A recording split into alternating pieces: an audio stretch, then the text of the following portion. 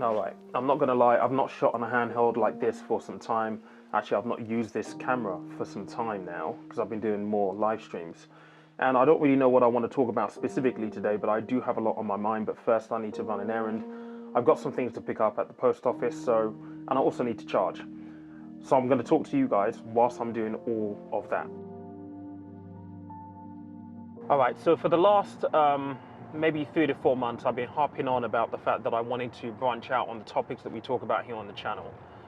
And I want to talk about things that are of interest to me, things that connect to money, but are also as important as the core topics of money and investing that we talk about here on the channel. I don't by any means want to lose sight of the fact that this is a money channel and this channel is all about financial education. But there are issues that impact our ability to earn money, make better financial decisions. There is so much and so many more topics to talk about to that vein. And so this is going to be the first conversation. And the first conversation I want to have with you guys is really about mental health. It feels like since 2020, the pandemic, we come out of the pandemic, that lasted for long enough. Many of us suffered there from just not being able to live life as we normally do. And then we come out of the pandemic, out of lockdown, we overcompensate. But during the time that we were in lockdown, we acutely became aware of the fact that financial education, financial management was a problem. We didn't all understand what the extent of our lack of financial understanding was, right? It was a very, very big eye-opening event for many of us, me included, right? And you fast forward to this year, 2023, actually, well, 2022 or 2022, we then have the cost of living crisis, the war in Ukraine, energy bills going absolutely nuts, inflation going absolutely nuts, right? People scared for their livelihood, people scared for how they're going to afford their energy bills, how they're going to afford to eat. People are scared of, how they're going to physically be able to manage life. And with all of that being said, I think that it's important for us to kind of acknowledge the fact that that doesn't come without a toll. That comes at a cost to all of us. If you're worried about money, we know that you are 4.1 times more likely to suffer from anxiety. You're 4.6 times more likely to be depressed. Believe me, I know those numbers.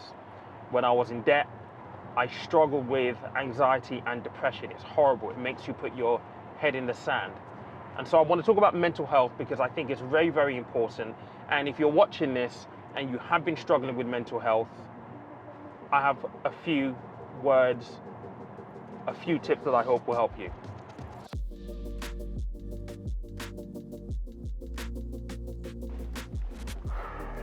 All right, so I'm not really too sure what this is, but I have an inkling of what it might be. So if it is, this will be pretty cool. If it is, this could be my book. And this might be the first physical copy of my book. No, it's not. But it is another book that, very nice.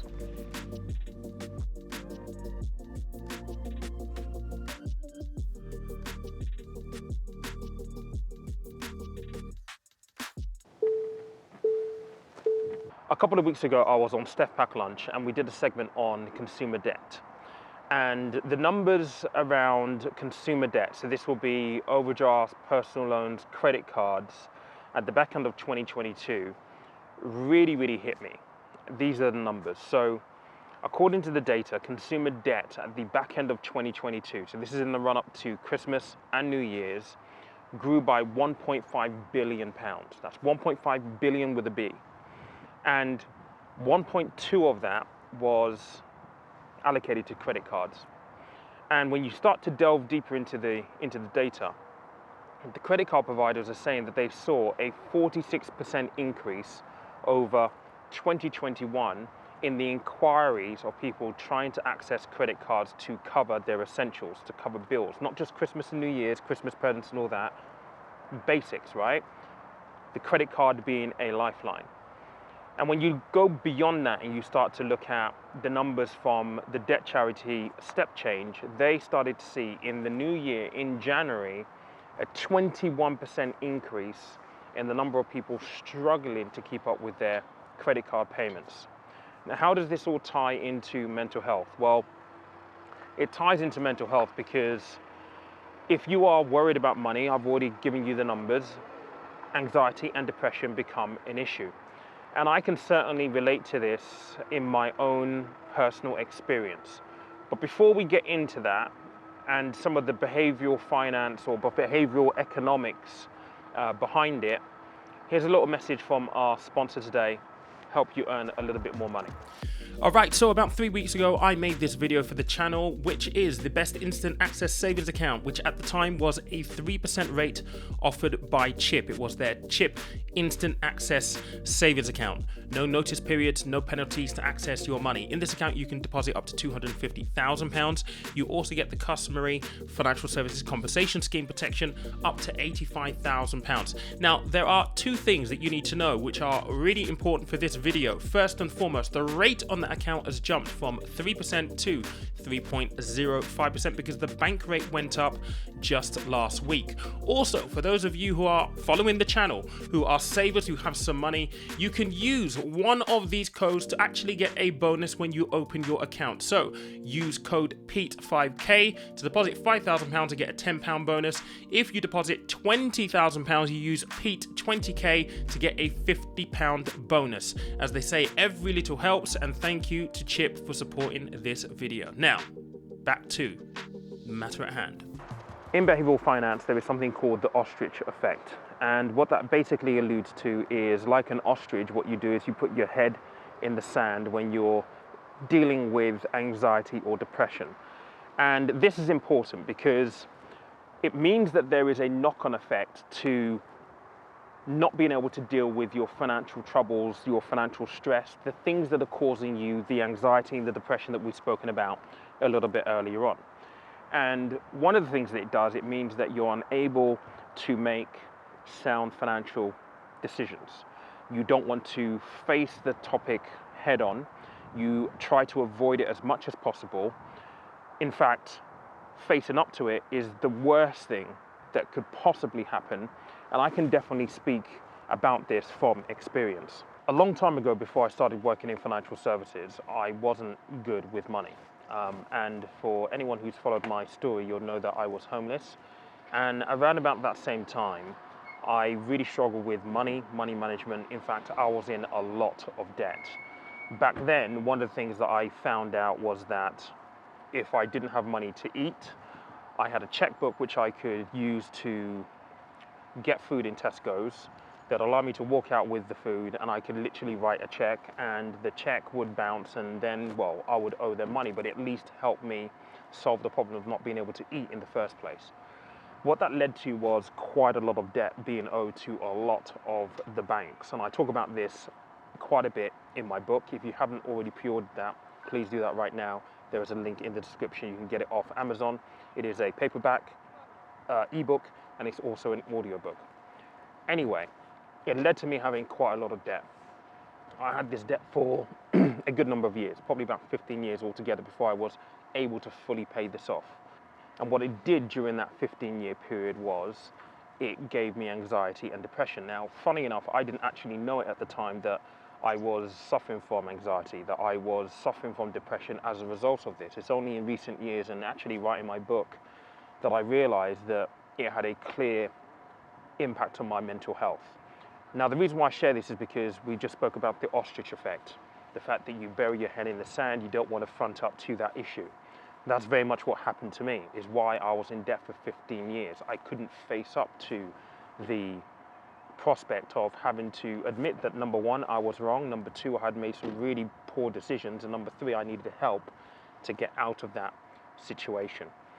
Organizations like Step Change didn't exist back then. You went to Citizens Advice Bureau, and that was scary enough. I say that to say this. Mental health and money are intrinsically linked, and if mental health is an issue for you at the moment, it will be very, very important for you to understand whether it is linked to money. Because if it is, there are things that you can do. once you identify what the link is, so it might be the fact that you might just be worried, you might be a little bit anxious about how you can make ends meet, but you may not necessarily have debt like I did. Well, that could lead to a relatively easy solution. You know, side hustles, earning more money. Yes, it is way, way easier said than done. I completely appreciate that. But understanding what the root issue is allows you to kind of get ahead and actually be in a position where you can actually tackle it head on. I didn't do that for a very, very long time. In fact, I was scared, I was worried, I just didn't have the courage to do that.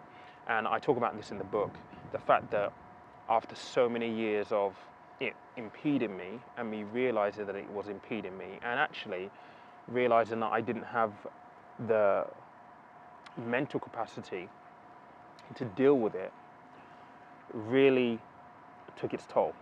And I don't want that to be you, really, to be honest. I'd rather you dealt with it head on, because when you do deal with it, you'll realize that it's not as bad as you built it up to be in your head. In fact, it's quite the opposite. You feel empowered, you feel as though you've done something good, and you have, because you've decided to tackle it head on. And so look, I don't want to ramble on too much in this video. Like I said, this is a topic that I'm really, really passionate about. But I will leave in the link down below some links to mental health charities and to Step Change. If you are struggling with your mental health right now, and it doesn't matter whether it's related to money or not, please seek help. That's the only thing that we can do. And we owe it to ourselves to seek help if we're struggling. But we have to acknowledge that we need help in the first place. So if you are struggling, just know that you're not on your own. It is completely normal to feel the way you feel. And sometimes you just can't explain why you feel the way you feel. That's even more reason to seek help. So there will be links down in the description down below. And I'd love to hear your thoughts in the comment section around whether you're dealing with anxiety, depression, or whether you have dealt with it over the last 3 years of us being in the situation where we find ourselves right now. Just know you're not in it alone, and I wish you all the best. I'll see you on the next video.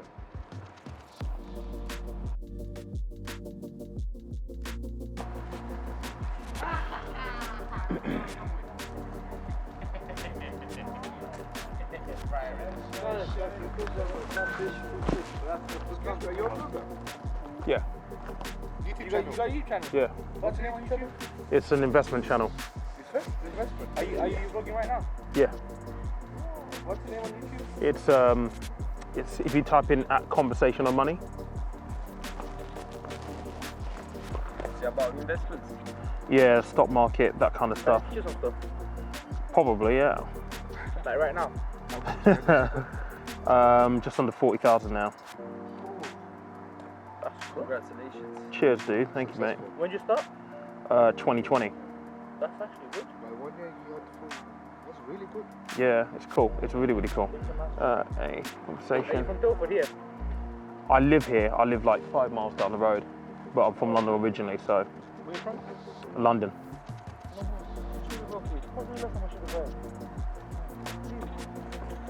Yeah, that's me there.